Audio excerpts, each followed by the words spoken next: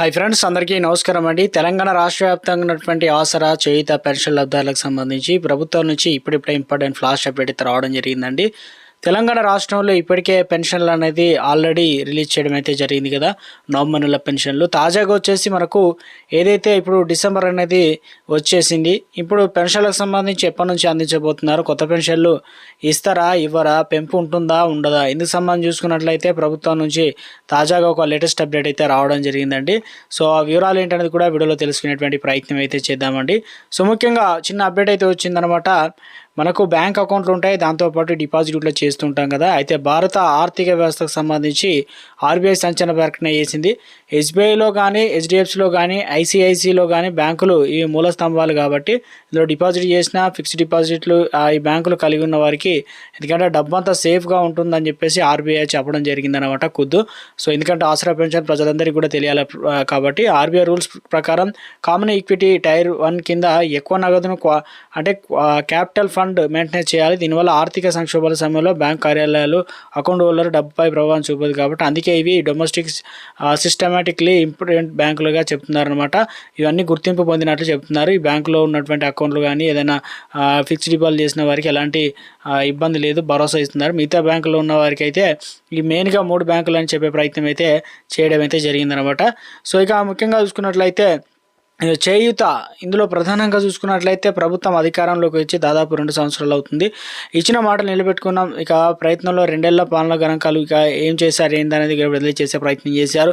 ఇందుకు సంబంధించి అధికారంలోకి వచ్చిన మరుక్షణం నుంచే మహిళలకు ఉచిత బస్ పథకాన్ని అమలు చేసినామని ముఖ్యమంత్రి రేవంత్ రెడ్డి హామీ చేయారని చెప్పేసి ఇక దశల వారీగా నెరవేర్చే ప్రయత్నం, పెద్ద ఎత్తున నిధులు వెచ్చించామని కూడా చెప్పే ప్రయత్నం చేస్తున్నారనమాట. అదొక స్మాల్ రిక్వెస్ట్ అండి. ముందుగా వీడియోస్ ప్రతి ఒక్కరు కూడా లైక్ చేయండి. కొత్త ఛానల్ వస్తే తప్పకుండా సబ్స్క్రైబ్ చేసుకోండి.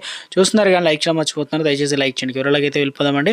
సో ముఖ్యంగా కాంగ్రెస్ ప్రభుత్వం అధికారంలోకి రాకముందు 6 గ్యారెంటీలు అమలు చేస్తామని చెప్పారు. ఇప్పటివరకు చూసుకున్నట్లయితే మహిళలకు మహాలక్ష్మి పథకం ద్వారా ఫ్రీ బస్సు ఉచితంగా అందిస్తున్నారు. దీనికి సంబంధించి మహిళలకు ఉచిత బస్సు ప్రయాణానికి ఆధార్ కార్డు, ఇతర కార్డులతో తప్పనిసరిగా ఏదైతే బస్సు ప్రయాణం చేసి ఉంటారు కదా.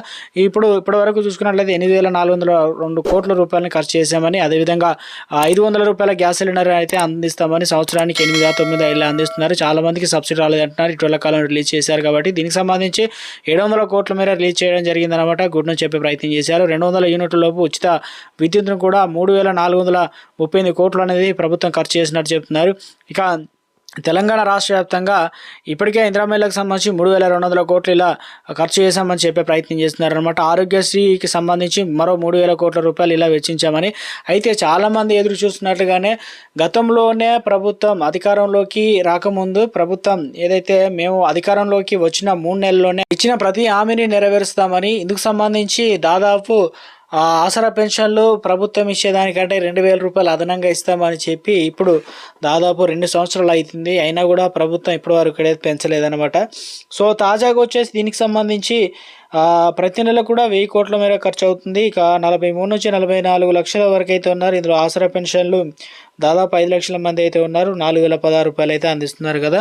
తాజాగా వచ్చేసి తెలంగాణ రాష్ట్ర వ్యాప్తంగా ఇందుకు సంబంధించి ప్రభుత్వం చేసిన అప్పులకు వడ్డీలు కట్టుకుంటూ ఈ కొత్త సంక్షేమ పథకాలు, అదేవిధంగా ప్రజాపాలనలో ఇటు ఉద్యోగులకు శాలరీస్, ఇక ప్రభుత్వ పథకాలు, ప్రజాపాలన, ఇక ప్రభుత్వం నడపాలి కాబట్టి తప్పనిసరిగా అప్పులు వివిధ మార్గాల ద్వారా ఇవన్నీ నెట్టుకొస్తున్నామని చెప్పి ప్రయత్నం చేస్తున్నారు. అయినప్పటికీ కూడా మాట ఇచ్చారు కాబట్టి ఇప్పుడు ఏదైతే పక్కన ఆంధ్రప్రదేశ్లో 1వ తారీఖు వచ్చిందంటే 4,000, 5,000, 10,000, 15,000 ఇలా ఇస్తున్నారన్నమాట. ఒక పండుగ వాతావరణం నెలకొంది. తెలంగాణ రాష్ట్రం మాత్రం అలా లేదు, ధనిక రాష్ట్రం అని చెప్పినటువంటి ఏదైతే ముఖ్యంగా సీఎం రేవంత్ రెడ్డి ఇప్పుడు పైసలు ఇవ్వకపోవడంతో ఆసరా పెన్షన్లు ఆశగా ఎదురు చూస్తున్నారు.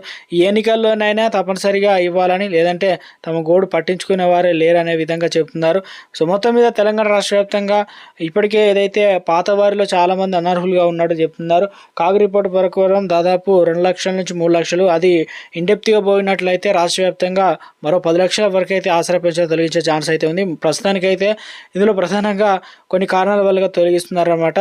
సో మీరు తప్పనిసరిగా కొన్ని డాక్యుమెంట్లు అయితే సిద్ధం చేసుకోవాల్సి అయితే ఉంటుందన్నమాట. త్వరలోనే రాష్ట్ర వ్యాప్తంగా ఉచితంగా ఎంక్వైరీ అయితే నిర్వహించబోతున్నట్లు ఒక అప్డేట్ వచ్చింది. అయితే తెలంగాణ రాష్ట్ర వ్యాప్తంగా ప్రభుత్వం మరొక 8,000 కోట్లు అప్పు రూపంలో ప్రభుత్వం సేకరించడానికి సిద్ధమైందన్నమాట. ఇవన్నీ కూడా ప్రభుత్వం అనుకున్న టైంకు అందుబాటులో వచ్చినట్లయితే ఈ నెల చివరాఖరు నుంచి మనకు పెంచిన పెన్షన్లు అనేది 4,016 రూపాయలు, 6,016 రూపాయలు ఇవ్వడానికి అన్ని ఏర్పాటు చేస్తున్నట్లు ఒక అప్డేట్ అయితే రావడం జరిగింది.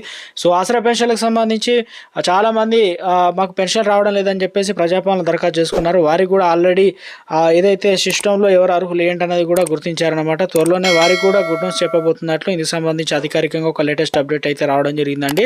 మరి ప్రభుత్వం ఈసారి 4,016లో 2,016 రూపాయలు ఇస్తుందా, ఎప్పటికప్పుడు ఏ చిన్న అప్డేట్ వచ్చినా తెలియజేయడం జరుగుతుందండి.